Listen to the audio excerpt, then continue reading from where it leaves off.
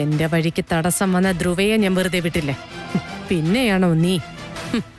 അങ്ങനൊരു ചാൻസേ ഇല്ല.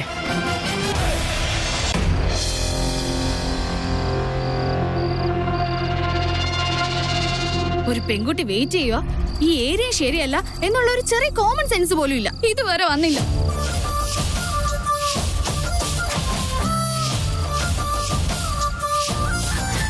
വന്നു വന്നു വന്നു.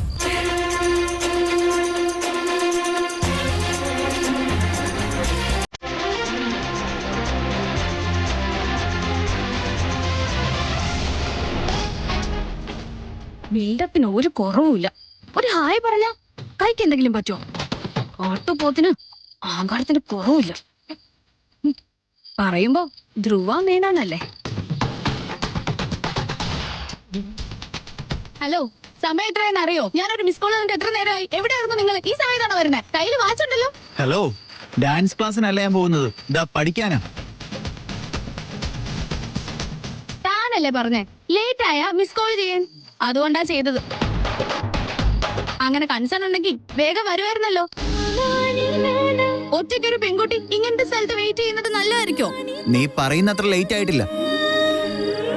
നിന്റെ ചേച്ചിയെ റൗഡിന്ന് വിളിക്കും. ശരിക്കും പറഞ്ഞാ നിന്നെയാ റൗഡിന്ന് വിളിക്കണ്ടേ. നീ വാ തുറന്നാ പിന്നെ നിന്റെ അടുത്ത് ആരും വരില്ല.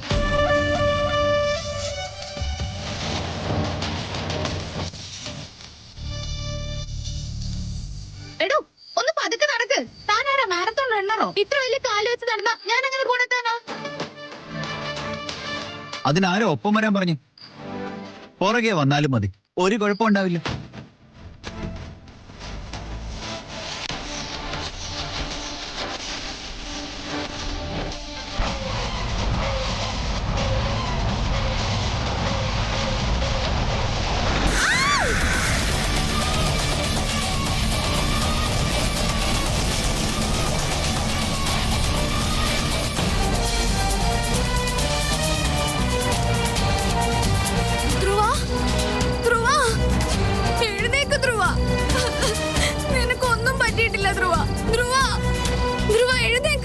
എനിക്ക് പേടിയാവുന്നു, പ്ലീസ്.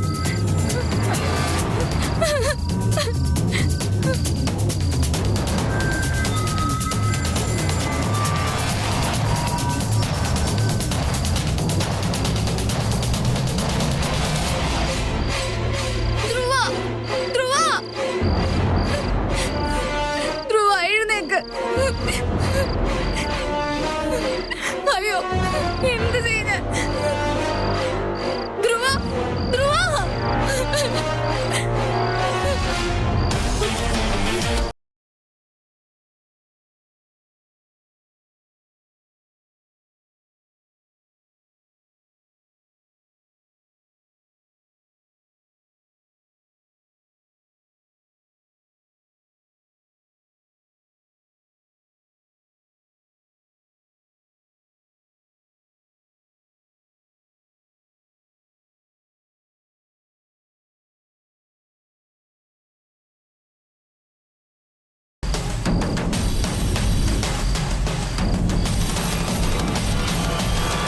ചേട്ടാ.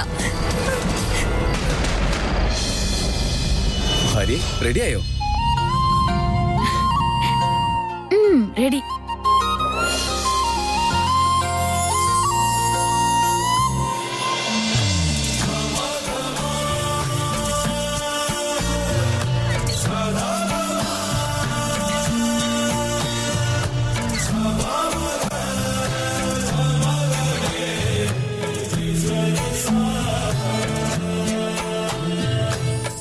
വിക്കി, ഒന്ന് പോകുന്നുണ്ടോ? എപ്പൊ നോക്കിയാലും ഇങ്ങനെ തന്നെ. അല്ല, ഞാൻ എന്ത് തെറ്റാടി ചെയ്തേ? പെർമിഷൻ ഇല്ലാതെ ഇതൊന്നും ചെയ്യാൻ പാടില്ലെന്ന് പറഞ്ഞോണ്ടാ കല്യാണം കഴിച്ച് പെർമിഷന് വകുപ്പുണ്ടാക്കി. അതിന് സമയം കാലം എന്നൊന്നുമില്ലേ? ഇല്ല, രാഹുകാലവും യമകണ്ഠകാലവും എല്ലാം നോക്കിയിട്ട് ചടങ്ങ് പോലെ ഉമ്മ തരാം. സമയവും കാലം നോക്കണമെന്നൊക്കെ. ഇതുപോലെ അപ്സരസിനെ പോലെ എന്റെ ഭാര്യ ഇങ്ങനെ ഒരുങ്ങി വന്ന് നിൽക്കുമ്പോ എങ്ങനെയാണോ ഞാൻ ഉമ്മ തരാതിരിക്കുക? അതും ഞാൻ തന്നത് വെറും ഫ്ലൈയിങ് കിസ് അല്ലേ? ഇപ്പോ ഡയറക്റ്റ് ആയിട്ട് കിസ് തരാം.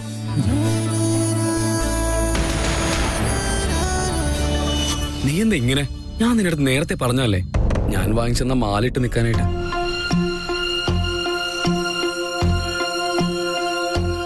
പക്ഷേ ഇതേതോ വേറെ മാലയാളിട്ടിരിക്കുന്നേ.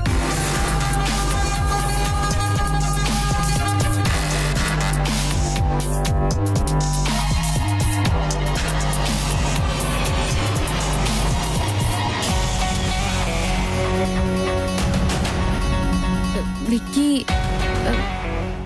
അത് നിനക്ക് അത്രയും നന്നായിട്ട് ചേരുമായിരുന്നു ആ മാല. അത്രയും ഇഷ്ടപ്പെട്ട് വാങ്ങി തന്നതല്ലേ, അത് തന്നെ ഇട്ടാ പോരെ? സോറി വിക്കി, അതെനിക്ക് ഇപ്പൊ ഇടാൻ പറ്റില്ല. പറ്റില്ലെന്നോ? എന്തേ? അത് ഇന്നലെ അതിഥിക്ക് ഇടാനായിട്ട് കൊടുത്തിട്ടുണ്ടായിരുന്നു. അവസാനം അത് തിരിച്ചു വാങ്ങിക്കാൻ മറന്നുപോയി. അതുകൊണ്ടാ.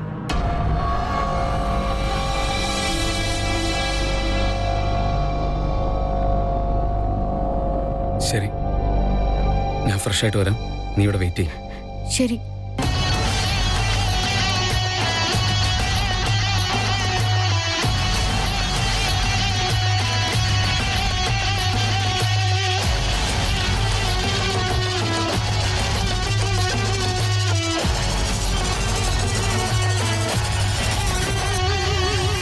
അമ്മു, പുതിയ ജോലിയെ കുറിച്ച് വല്ലതൊക്കെ ആലോചിച്ചിട്ടുണ്ടോ?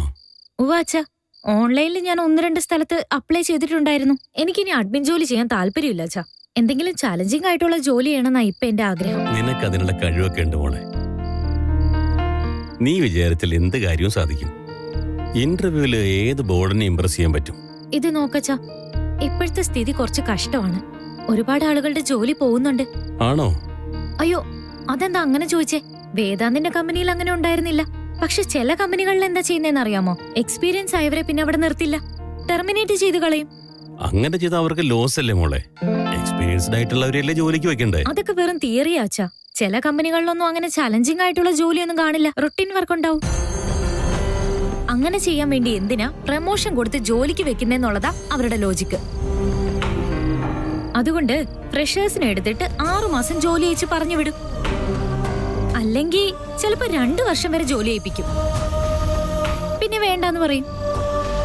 അങ്ങനെയൊക്കെ ചെയ്യുന്ന കഷ്ടമല്ലേ? അത് മാത്രല്ല, എത്രയോ കമ്പനികളില് ലേഡീസിനെ മാത്രം പ്രിഫർ ചെയ്യുന്നത്. എന്താണെന്ന് വെച്ചാൽ ചില പെൺകുട്ടികൾ കല്യാണം കഴിഞ്ഞ് ജോലിക്ക് പോവില്ല. വേറെ ചിലര് ജോലി ചെയ്യാൻ ഇൻട്രസ്റ്റ് ഉണ്ടെങ്കിലും കല്യാണം കഴിഞ്ഞതിന് ശേഷം ജോലിക്ക് പോകാനായിട്ട് ഒരുപാട് ദൂരമാണെന്ന് പറഞ്ഞ് ജോലി വിടും. അപ്പൊ അവർക്ക് കൊടുക്കുന്ന സാലറി ഹൈക്ക്, ഫെസിലിറ്റീസ് എല്ലാം കൂടുതലായതുകൊണ്ടാ അവരങ്ങനെ ചെയ്യുന്നത്. ആണോ? അതൊക്കെ അന്യായല്ലേ മോളെ? വെറും അന്യായം മാത്രമല്ല അച്ഛാ, ദുരന്തമാ. ഇപ്പൊ ഒക്കെ കൊറോണയുടെ കാര്യവും പറഞ്ഞ് ജോലി ചെയ്യണമെന്നുണ്ടെങ്കിൽ ഉള്ള ശമ്പളം കൂടെ കുറയ്ക്കുന്ന പറയുന്നത്. ആർക്കും പ്രമോഷനും ഇല്ല, ഇൻക്രിമെന്റും ഇല്ല. എല്ലാവരുടെ അവസ്ഥ മോശമാച്ചാ. മനുഷ്യർക്കൊക്കെ ദുരാഗ്രഹം ആയതുകൊണ്ടാ. അതുകൊണ്ടാ ഇങ്ങനെയൊക്കെ നടക്കുന്നേന്നാ എനിക്ക് തോന്നുന്നത്. അത് ശരിയായിരിക്കും. പക്ഷെ നീ അതൊന്നും ആലോചിക്കണ്ട. ജോലി കിട്ടിയാലും കിട്ടിയില്ലെങ്കിലും നീ ടെൻഷൻ അടിക്കേണ്ട കാര്യമില്ല. നിനക്കൊരു കല്യാണം നോക്കട്ടെ. ഒന്ന് വെറുതെ ഇരിക്കാച്ചാ. എന്തിനാ എന്നെ വെറുതെ ഇറിറ്റേറ്റ് ചെയ്യുന്നത്? അതത്ര എളുപ്പമുള്ള കാര്യമൊന്നുമല്ല. അങ്ങനെയൊന്നും പറയണ്ട. ഇപ്പോ ഒരു കല്യാണം നടത്തിയില്ലേ, നിന്റേതിന് എനിക്ക് ബുദ്ധിമുട്ടൊന്നും ഉണ്ടാവില്ല. നിനക്ക് നല്ലൊരു പയ്യനെ കിട്ടും. അവൻ എങ്ങനത്തെ പയ്യനാണെന്ന് ഞാൻ സർട്ടിഫൈ ചെയ്തോളാം. എന്താണെന്ന് വെച്ചാ എന്റെ കണ്ടീഷൻസ് ഒക്കെ അംഗീകരിക്കുന്ന ഒരു പയ്യനെ കിട്ടാൻ അത്ര എളുപ്പമുള്ള കാര്യമൊന്നും. ചേച്ചി, എന്തു പറ്റി? വേദാന്ത്, കണ്ണാ,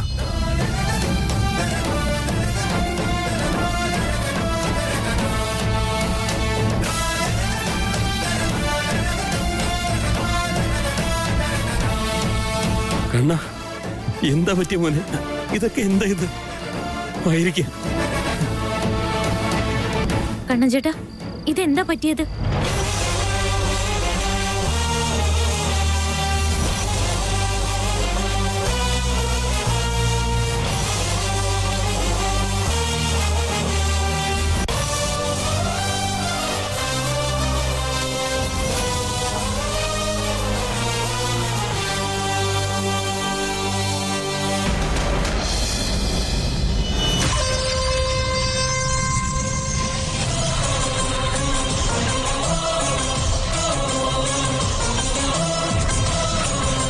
നീ ഇങ്ങനെ വിഷമിക്കാതെ വിക്കി.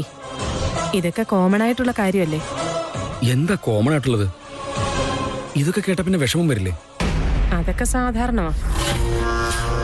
പക്ഷെ നീ ഇതിൽ നിന്നൊക്കെ വ്യക്തമായിട്ടൊരു കാര്യം മനസ്സിലാക്കണം വിക്കി. എനിക്കൊന്നും മനസ്സിലാവുന്നില്ല.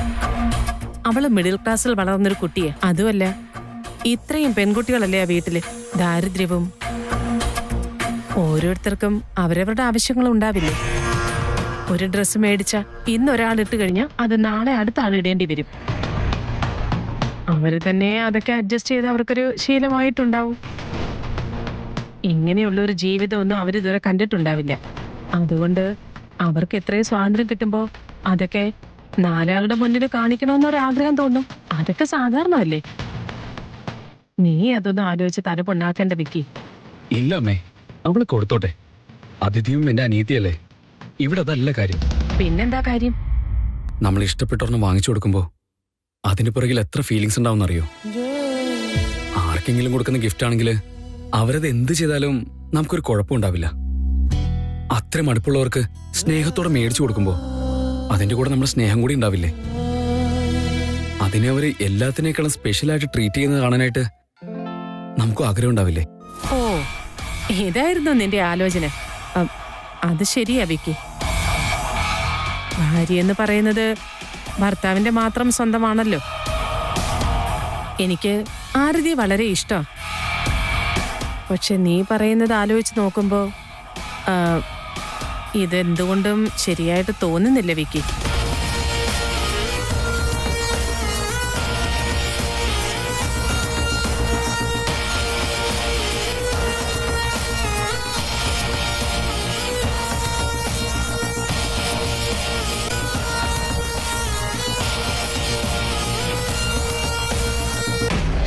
കുറച്ചു നേരം കിടക്ക്. വെറുതെ ഇങ്ങനെ ഇരിക്കണ്ട. കിടന്നാൽ കുറച്ച് ആശ്വാസം കിട്ടും. ഇല്ല അങ്ങളെ, കുറച്ചു നേരം ഞാൻ ഇരിക്കാം. കിടന്ന നടുവ് വേദനിക്കും. കറക്റ്റ് സമയത്ത് അതിഥി എന്നെ ഫോൺ ചെയ്തു. അവള് ഫോൺ ചെയ്യാൻ വൈകിയിരുന്നെങ്കിൽ കാര്യം കുറച്ച് കഷ്ടത്തിലായനെ. Thank God she was there. നല്ല കാര്യം മോനെ നീ ചെയ്ത്. ആ ടൈമിൽ നിന്നെ ഫോൺ ചെയ്യണമെന്ന് ഇവക്ക് തോന്നിയല്ലോ. ദൈവാനുഗ്രഹം.